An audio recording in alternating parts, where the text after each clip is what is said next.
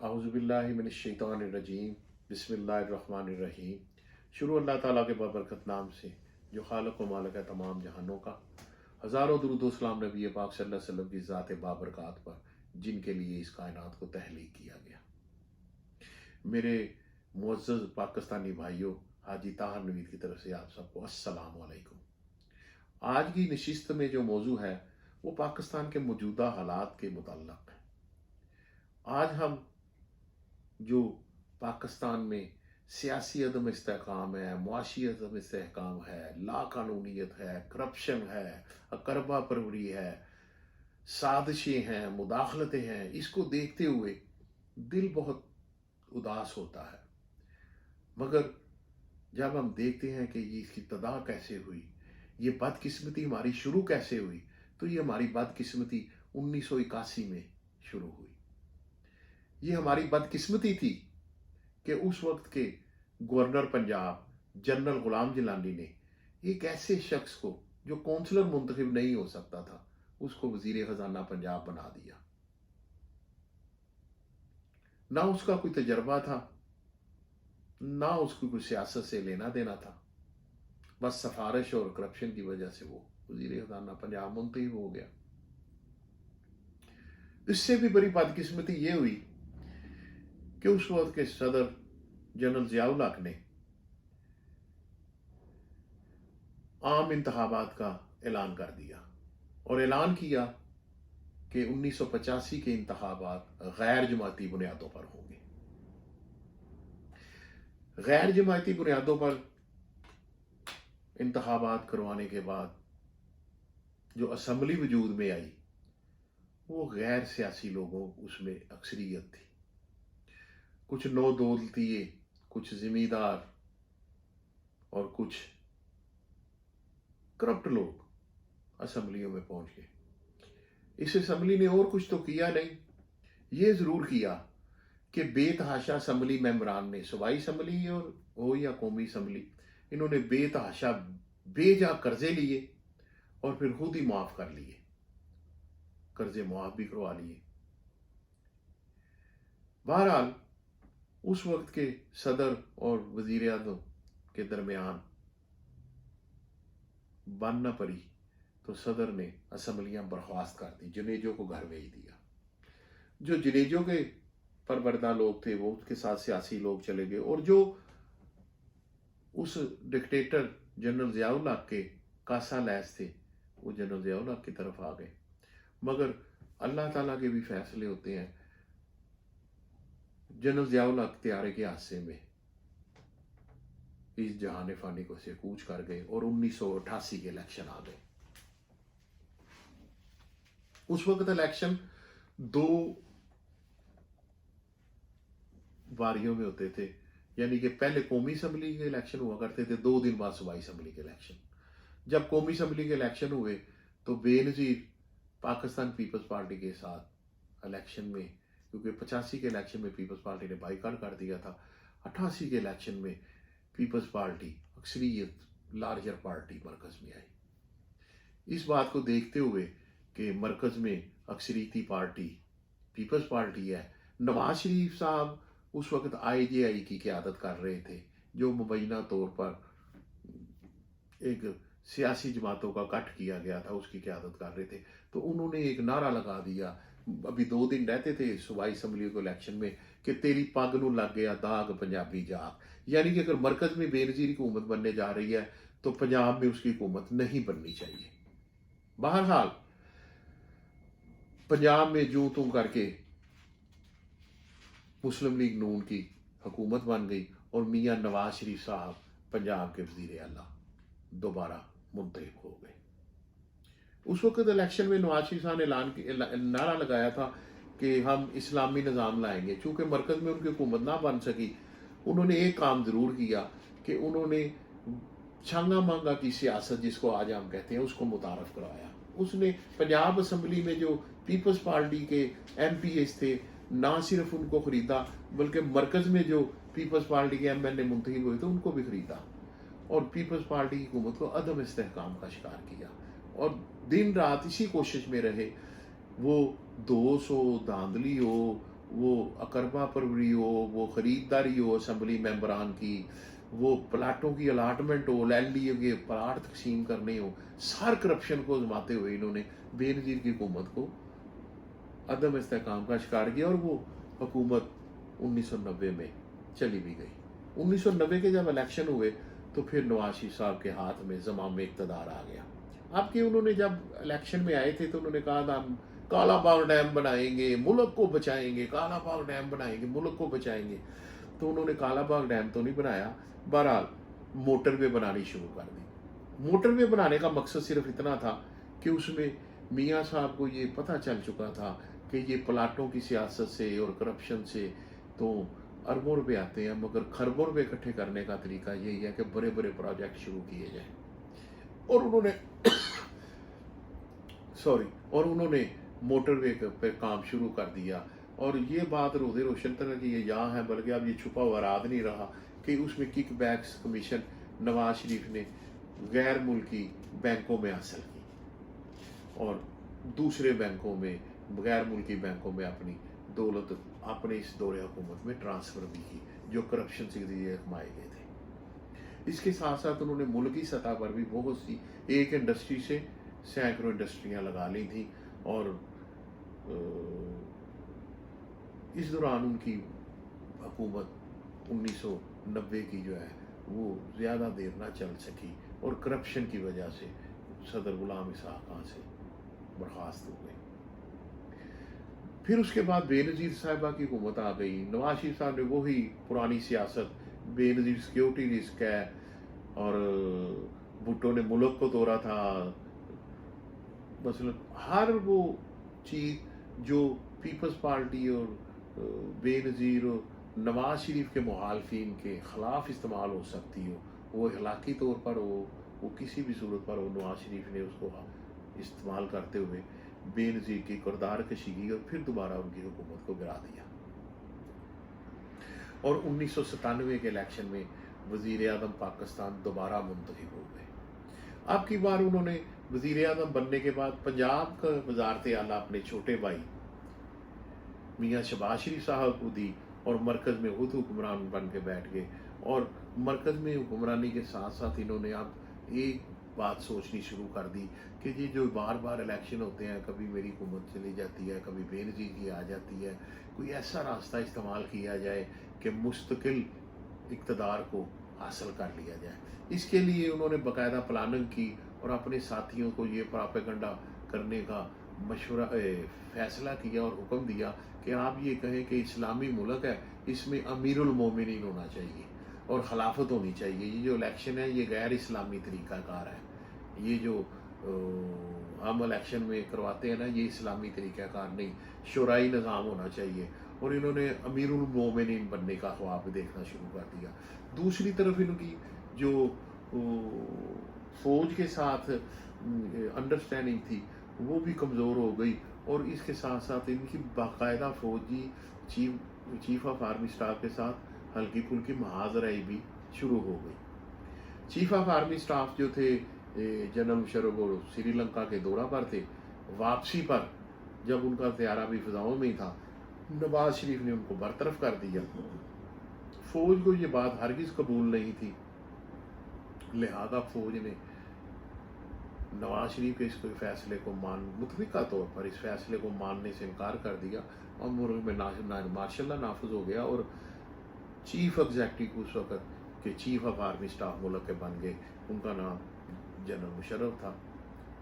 General Musharraf نے chief executive بننے کے فوراً بعد ایک تو نواز شریف طیارہ سازش کی شروع کر دیا کہ وہ ان کو طیارے میں ہلاک کرنا چاہتے تھے، طیارے میں فیول نہیں تھا اور پاکستان کے سارے ایئرپورٹ بند کر دیے۔ دوسرا، انہوں نے ان کی کرپشن جو تھی نا، جو ان کی دکھتی رات تھی، اس پر بھی ہاتھ رکھ دیا، اور یہ شواہد اکٹھا کرنے شروع کر دیے کہ نواز شریف اور اس کی فیملی نے کتنے اثاثے بنائے ہیں ملکی سطح پر اور غیر ملکی سطح پر، ان کے بینک اکاؤنٹ کہاں کہاں پر ہیں، کن کن ملکوں میں ہیں، اور ان کی جائیدادیں کہاں ہیں۔ یہ دیکھتے ہوئے اور اپنی سزاؤں کو دیکھتے ہوئے نواز شریف نے اپنے غیر ملکی دوستوں اور ملکی بھائی خواہوں کے ذریعے جنرل مشرف سے رابطہ کیا، اور اس بات کا اعادہ کیا، اظہار کیا کہ میں ملکی سیاست سے کنارہ کش ہو جاتا ہوں، میں ایگزائل پر چلا جاتا ہوں، ملک چھوڑ دیتا ہوں، میں اور میری مکمل فیملی، آپ مجھے اس ملک سے جانے کی اجازت دیں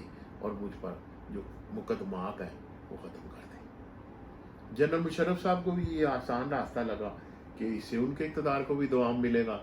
انہوں نے جنرل مشرف صاحب نے نواز شریف کے ساتھ 10 سالہ جلا وطنی کا معاہدہ کر لیا اور نواز شریف صاحب 10 سال کے لیے ملک چھوڑ کر جدہ چلے گئے۔ جدہ ان کا قیام رہا، وہاں پر انہوں نے کاروبار بھی کیا، مگر ان کو اقتدار کی یاد ستاتی رہی۔ ابھی 5 سال گزرے تھے ان کے جلا وطنی کے دور کو کہ انہوں نے واپس آنے کے اشارے دینا شروع کر دیے۔ جنرل مشرف نے ان کو روکا کہ آپ کے ساتھ 10 سال کا معاہدہ ہے، آپ 10 سال سے پہلے وطن واپس نہیں آ سکتے۔ مگر نواز شریف نے 7 سال بمشکل کاٹے اور غیر ملکی طاقتوں کی ماں پر جنرل مشرف نے نواز شریف سے این آر او کر لیا اور اس کو ملک میں واپس آنے کی اجازت دے دی۔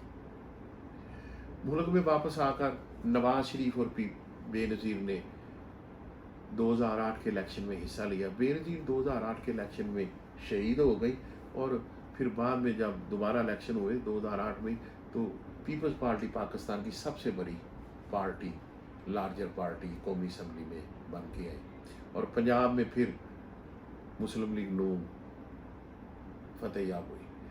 میاں نواز شریف صاحب نے پنجاب میں وزیر اعلیٰ اپنے چھوٹے بھائی کو بنایا اور خود اپوزیشن لیڈر بن گئے مرکز میں، مگر انہوں نے اپنی سیاست وہی 80 اور 90 والی واپس لے کر آئے۔ پنجاب اسمبلی میں بیٹھ کر شہباز شریف ایک ہی بات اور ہر جلسے ہر جلوس میں ایک ہی بات کہا کرتے کہ ہم اگر آئندہ مرکز میں ہمارا حکومت آئے گی تو ہم زرداری سے اس کی لوٹی ہوئی دولت، جو اس نے ملک کی دولت لوٹی ہے، اس کا پیٹ پھاڑ کر نکال لیں گے، اس کو باٹی اور لارکانہ کی سڑکوں پر گھسیٹیں گے، اس کو نشان عبرت بنائیں گے، ہم سرے محل کی دولت لا کر عوام کے قدموں میں ڈھیر کر دیں گے۔ اور دوسری طرف میاں نواز شریف صاحب قومی اسمبلی میں زرداری حکومت کے خلاف اور ان کی جو وزیر اعظم تھے ان کے خلاف یہ عدالتوں تک گئے۔ اس دوران اللہ تعالیٰ کے بھی کچھ فیصلے تھے۔ اللہ سبحانہ و تعالیٰ نے ایک تیسری طاقت عمران خان کی صورت میں، پاکستان تحریک انصاف کی صورت میں متعارف کروائی تھی، اس نے بھی زور پکڑنا شروع کر دیا۔ 2008 کے الیکشن کے بعد 2013 تک پاکستان تحریک انصاف ایک مضبوط پارٹی بن کر سامنے آئی، مگر مسلم لیگ نون، نواز شریف مریم اور یہ شہباز شریف اور حمزہ ایک ہی بات کہا کرتے کہ یہ جو پاکستان تحریک انصاف ہے یہ زرداری کی بی ٹیم ہے، ان کو ووٹ دینے کا مطلب زرداری کو ووٹ دینا ہے۔ مگر اس کے باوجود 2013 تک عوام کی جو ایک بھاری اکثریت ہے وہ عمران خان کے پیچھے کھڑی تھی۔ جب 2013 کے الیکشن ہوئے تو مبینہ طور پر الیکشن کہتے ہیں مبینہ طور پر نواز شریف کو جتوا دیا گیا، حالانکہ اس وقت عمران خان بھاری اکثریت سے جیت رہے تھے۔ اور تیسرے number per P T I, دوسرے number per P T I اور تیسرے نمبر پر پیپلز پارٹی۔ اب عمران خان چونکہ اپوزیشن میں تھے 2013 کے الیکشن میں اور وزیر اعظم پاکستان نواز شریف بن چکے تھے، وزیر اعلیٰ پنجاب شہباز شریف صاحب تھے، تو انہوں نے سوچا کہ اب تو ہمارے لیے تمام راستے کھلے ہیں۔ انہوں نے خوب کرپشن کی، مگر اللہ سبحانہ و تعالیٰ بھی کچھ فیصلے ہوتے ہیں۔ 2017 میں یہ نااہل ہو گئے 20 اپریل کو۔ ان کی نااہلی کی وجہ پاناما لیکس تھی۔ پاناما میں ان کی جائیداد جو انہوں نے غیر ملک میں اکٹھی کی ہوئی تھی اور جائیدادیں بنائی تھی وہ پاناما اسکینڈل میں آئیں، تو اس سلسلے میں جب ان کی تحقیقات ہوئی تو इंतहाई होशरुबा तहकीकात थी। अरबों रुपए इन्होंने मनी लॉन्ड्रिंग किए थे, करप्शन की थी, जिसकी पादाश में ये 20 अप्रैल 2013 को नवाज शरीफ साहब नाअहल हो गए 10 साल के लिए। 10 साल के नाअहल होने की वजह से इन्होंने असम्बली में शाहजहां खान अब्बासी को वज़ीर आज़म बनाया और खुद सड़कों पर आके मुझे क्यों निकाला, फिर अवाम को गुमराह करने के लिए। मगर 2013 के इलेक्शन के बाद जब 2018 के इलेक्शन आए तो उसमें इमरान खान साहब की सबसे ज़्यादा कौमी असम्बली से सीटें थी। उन्होंने अपने इत्तेहादियों से मिलकर 2018 की असम्बली में अपनी हुकूमत बनाई। मगर ये बात दोनों को हजम ना हुई, उन दोनों को जो गुज़श्ता 40 साल से मुल्क का इस्तेहसाल कर रहे थे और लूट रहे थे, वो थे पीपल्स पार्टी और नून लीग। दोनों ने इकट्ठे होकर ना सिर्फ इमरान खान की किरदार कशी की, बल्कि इनके साथ एक तीसरे मौलाना फजलुर रहमान साहब भी मिल गए।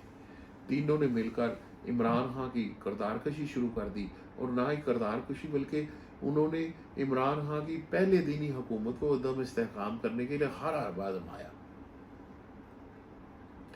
मगर वो इस किसी हरबे में कामयाब। लॉन्ग मार्च किए, महंगाई मार्च किए बिलावल ने, मगर कहीं भी कोई दाल ना गले इनकी। और ये दोनों इमरान खान जो कहते थे कि ये करप्शन के दोनों बादशाह हैं और ये मेरे खिलाफ इकट्ठे हो जाएंगे, दोनों असम्बली में इकट्ठे हो गए, बल्कि तीनों इकट्ठे हो गए, फजलुर रहमान भी साथ था। 2018 के इलेक्शन में इमरान खान सादा अक्सरियत हासिल नहीं कर सके थे, बल्कि उन्होंने अपने इत्तेहादियों के साथ मिलकर हुकूमत बनाई हुई थी और उनकी एक ही कोशिश थी कि मुल्क को उसके पांव पर खड़ा किया जाए। कि इस दौरान रूस से उनको दौरे की दावत मिली और उनको बुलवाया गया। इमरान खान रूस के दावत पर रशिया गए। अमेरिका को ये बाल कबूल नहीं थे, तो अमेरिका ने इस चीज़ को देखते हुए बाकायदा एक साजिश तैयार की या मुदाखलत करते हुए तमाम अपोजिशन की पार्टियों को इकट्ठा किया। और तमाम अपोजिशन की पार्टियों में नवाज शरीफ और जरदारी ने मिलकर अरबों रुपए खर्च करके इमरान खान की जो पार्टी के लोग थे, जो इमरान खान की टिकट पर मुंतखब हुए थे, उनको ख़रीदा और उनके खिलाफ अदम एतमाद लेकर आए। और बदकिस्मती से इमरान खान की हुकूमत को ख़त्म कर दिया गया और ये कहा गया कि जनाब महंगाई बहुत कर दी थी इमरान खान ने, अहल नहीं थे, नालायक थे। उसके नतीजे में जो हुकूमत आई वो आज हम वो देख रहे हैं, उसका नतीजा कि 3.5 साल में जितनी महंगाई इमरान खान ने नहीं की, 60 दिनों में सिर्फ 60 दिनों में इन तमाम अहल और तमाम चोरों ने मिलकर उतनी 60 दिनों में महंगाई कर दी है। ये बदकिस्मती है और ये बदकिस्मती हमारी ज़्यादा देर चलने वाली नहीं है। मुझे अल्लाह के यहाँ उम्मीद है कि इंशाअल्लाह ताला तारीकी जाने वाली है, सहर होने वाली है। ये जो दिया अमेरिका की माँ पर जल रहा है मांगे तांगे से, और करप्शन का दिया ज़्यादा देर जलने वाला नहीं है।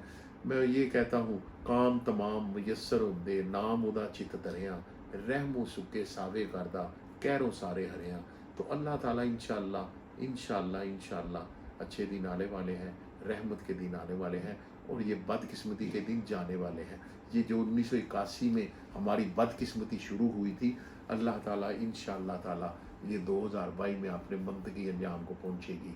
और अल्लाह ताला जिन मकासद के लिए पाकिस्तान हासिल किया गया था, पाकिस्तानी अवाम को वो मकासद और वो गोल अचीव करने की इंशाअल्लाह ताला तौफीक देगा और हम वो गोल और वो मंजिल हासिल करेंगे। वमा अलैना इल्लल बलागुल मुबीन।